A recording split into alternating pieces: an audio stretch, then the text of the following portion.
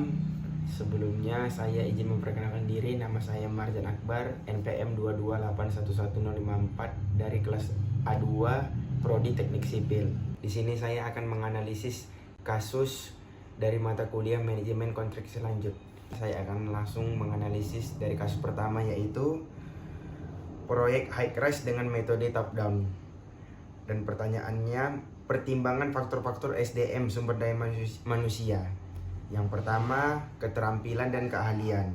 Pastikan tim memiliki keterampilan yang diperlukan untuk konstruksi top down, termasuk teknik struktur, pemasangan fasad, dan pengoperasian peralatan berat. Yang kedua, koordinasi tim, saling mendorong dan komunikasi yang efektif antara tim yang berbeda karena metode top down membutuhkan koordinasi yang tepat.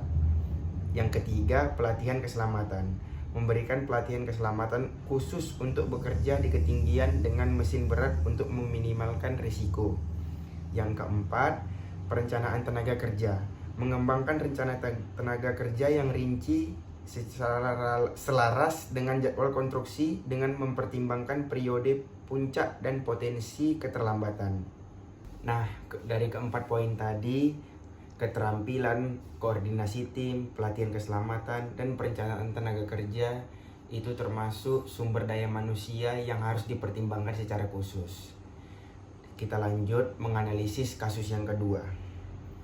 Nah, kasus yang kedua yaitu dalam menganalisis keterlambatan dalam proyek kereta cepat Jakarta-Bandung. Potensi kegagalan dalam perencanaan SDM mungkin terletak yang pertama yaitu kurangnya keahlian dalam konstruksi dan manajemen proyek kereta kecepatan tinggi.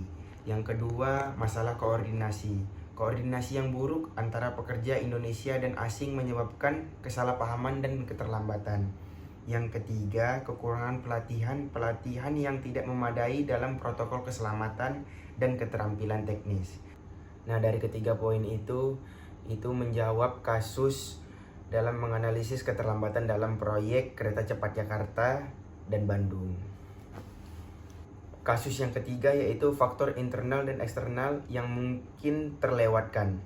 Yang pertama, faktor internal, manajemen risiko yang tidak memadai, kurangnya penilaian risiko yang komprehensif dan strategi mitigasi.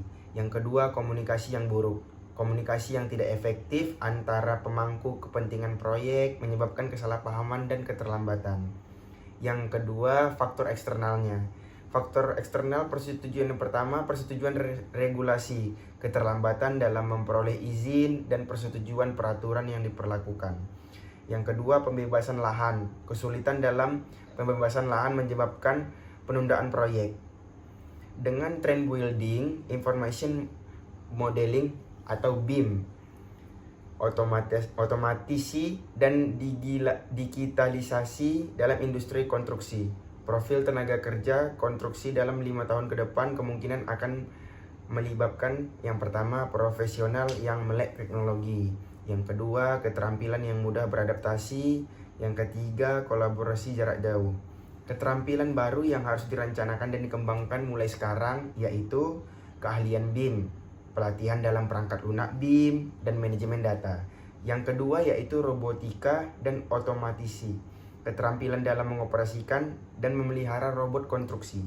Yang ketiga, analisis data, kemampuan untuk menganalisis data konstruksi untuk mengoptimalkan proses peningkatan pengambilan keputusan. Dan yang terakhir yaitu keberlanjutan, pengetahuan tentang praktik konstruksi berkelanjutan dan teknologi bangunan hijau.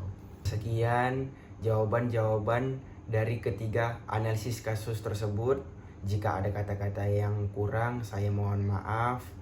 Selamat malam.